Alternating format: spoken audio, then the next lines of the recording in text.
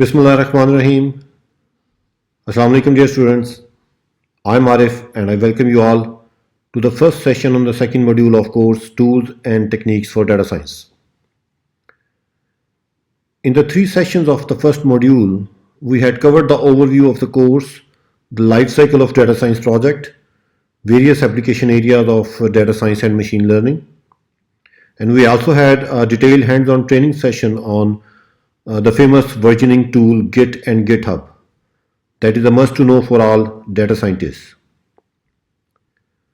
If you have not seen the three videos of module 1, I strongly recommend to watch them as well. My dear students, this module 2, will be covered in around 15 sessions. And these will give you a strong foundation for the basic Python programming concepts and different programming environments that are must to know for the third module of the course titled Python for Data Scientists. So let us start with the agenda of today's session. We will quickly review the history and key features of Python programming language, some important libraries and programming frameworks used by Python, its application areas, and organizations who are using Python these days, the world top organizations. And after this motivational speech of mine, we will see a demonstration of downloading, installing, and doing a hello world in interactive as well as non-interactive or script mode of Python. So what is Python? Well, Python is an interpreted general purpose high level programming language developed by Guido van Rossum, and its latest version is 3.9.6 as of today. By interpreted, I mean unlike C and C++, you need not to compile and link it with libraries to generate an executable for the underlying processor architecture. Although its source code is converted into an intermediate form called bytecode and is executed line by line, and therefore this programming language is quite easier to debug. Let me tell you some of its key features of Python. First of all, its syntax is very similar to English language, and you need to write far less lines of code to perform a task as compared to other programming languages like C, C++, and Java. Second, it follows the FLOSS philosophy, free, libre, open source software. That is, you can download it, read its source code, modify it, and distribute it freely. Being a high-level programming language, you need not to worry much about the low-level details like the memory allocation to various data structures. It supports procedural, object-oriented, as well as functional programming paradigm. Well, Python programs are highly portable as you can run them on Microsoft, Mac, all flavors of Unisys, and all distribution of Linux operating systems. Another feature of Python is its extensibility, as you can integrate Java as well as .NET components, and you can also invoke C and C++ libraries from within the Python code. Well, due to the extensive set of available libraries like NumPy, Pandas, Matplotlib, Scikit-learn, TensorFlow, PyTorch, and so on, Python has truly become the programming language for data scientists, machine learning engineers, as well as for the deep learning programs. Jeff Hale scrapped job posting sites and shared this graph, which shows that Python appeared in nearly 75% of all data science job postings in 2019. Moreover, as per the TIOB Programming Community Index of August 2021, Python is the second most popular language. And by the way, this TIOB stands for the importance of being earnest. This is an old comedy play by Oscar Wilde. And this is a small subset of Python libraries that we talked about in the previous sessions as well. And of course, we will do a scuba diving to all of these, inshallah, in our upcoming modules. My dear students, this slide shows some of the famous Python frameworks, mostly for the web development tasks. I just forgot to add TensorFlow over here.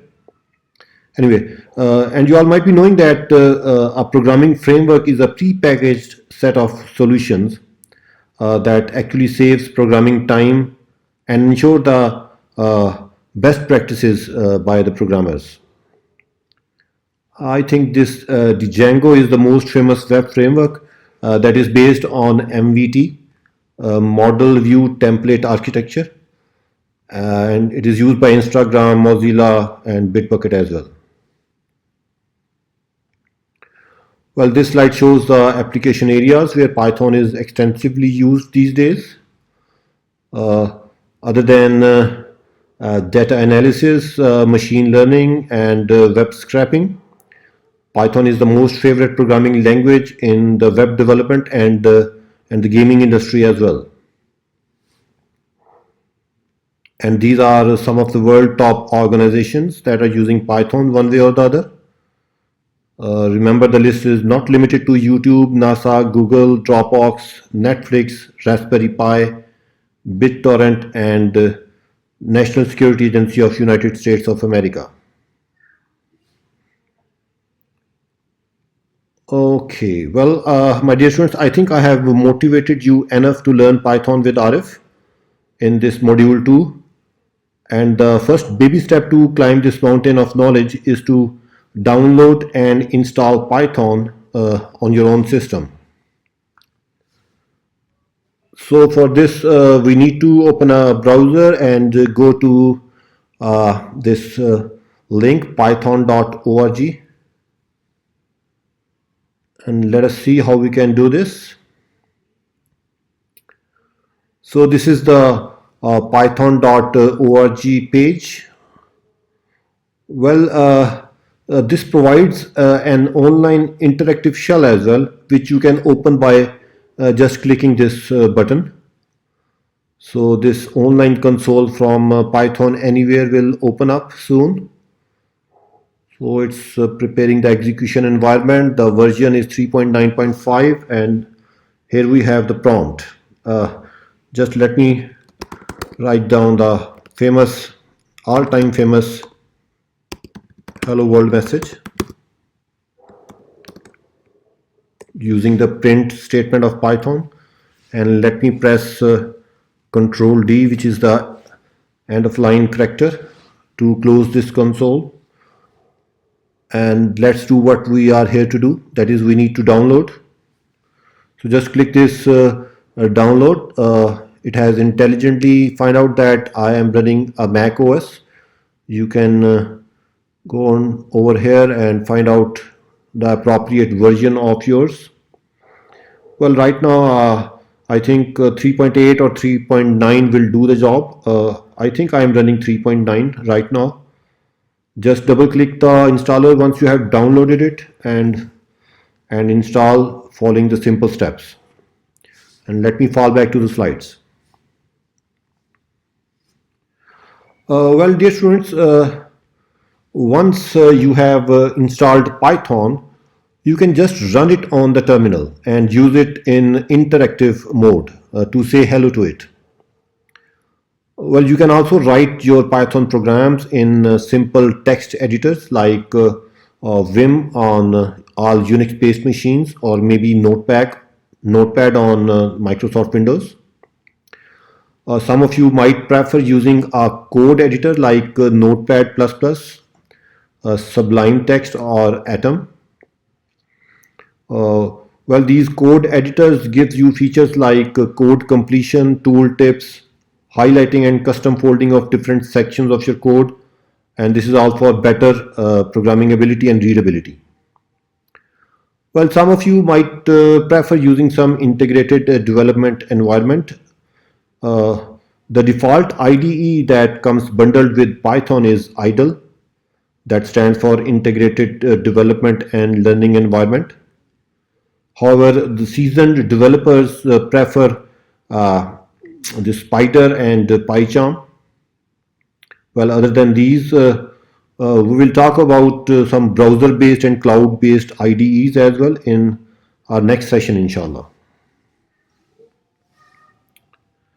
Well, this is the GUI interface of Spider, a very famous IDE used by seasoned Python developers. But for today, let me move on to the terminal and show you how you can run or execute basic Python programs in both interactive as well as non-interactive mode. Okay, well, this is the terminal of my Mac OS. You can also open the command window of your Windows operating system, or maybe you run the bash shell program on your Linux machines to say hello to Python.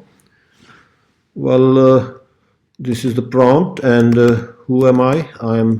Of course, I am Arif, and let me first run a Python in interactive mode. Just type Python. After typing just Python, if you press tab twice, it will display all the versions of Python that are being installed right now on your system. So there are versions pertaining to Python 2 as well as for Python 3. Let me just press enter, and you see Python 3.8.8 right now is the default version of Python in which I'm going to run my programs. So once I type Python and press enter, so this is the interactive prompt of Python. And of course I can write down once again the famous first line of code, that is hello world, which we normally write in all programming languages. I can always write some arithmetic over here. 5 plus 10 is 15, and 2 raised to the power 10 is of course 1024. Great. So this is the interactive mode of Python. Let me press Ctrl D to exit. And let's now see how we can write a Python program in a file and execute that file in non-interactive mode. The non-interactive mode is also known as the script mode. So let me clear screen, and you can use any text editor of your choice, and mine is Vim. So let me open up Vim and let me say my prog.py. Remember the extension py. It is important to give this extension. So this is Vim, the editor. Let me say print hello world again, and let me say print 5 plus 10 as well, and let me say, let's suppose print 2 raised to the power 10 as well. The same command which we just gave in the interactive mode. Let me save and exit. Let me confirm that the code is there inside the file. Well, this is great. So let us execute this file. To execute a Python file, just write down Python followed by the name of the file containing the code, that is my prog.py, and press enter, and here we go. So that is great. So this is one way of doing it. Another way is you make this file executable and run it. Chmod plus x my prog.py. We have made this executable. Now I can run it by // my prog.py. Oops. So it says a syntax error. Okay, fine. Once I execute it on my bash shell, the bash shell tries to execute this program, and bash doesn't recognize these instructions. So I need to write the magic line in the beginning of this file. my proc.py, and the magic line is the hash bang symbol. And after this hash bang symbol, I need to write down the absolute path of the program which I want to run this script, and that is /usr/bin/python. This is the path of the Python executable. This is known as a magic line because in Python normally this hash sign is used to represent a comment, but once it appears on the first line followed by a bang sign, it represents the name of the program which is going to be used to execute this code. Fine, let me save and exit, confirm this. Okay, and let me run it now like this. So it works. That's great. So this was how you execute programs using non-interactive mode or script mode. Let me check out, do I have other programs with me? Well, yes, I have different programs. Let me show you the Fibo program, Fibo series.py. So this is an iterative version that displays the Fibonacci series, and this is a function which I have written. Don't worry, we will learn about these. And over here I have passed this function the value 7, so that means this is going to display the first 7 Fibonacci numbers. Okay, so let me clear the screen and let me say Python, please run this Fibo series program, and here you go. Anyway, so we will go into the details of all these selection and the repetition structures and functions and so on. For the time being, let me fall back to the slides because the objective is achieved. We have downloaded Python on our system, and we have seen how we can run it in interactive as well as in script mode. Okay, so that is it for today's session. My dear students, I hope this was informative for you all. If you have liked it, please subscribe my YouTube channel and share it with your friends. I wish you all the best, happy learning, and Allah Hafiz.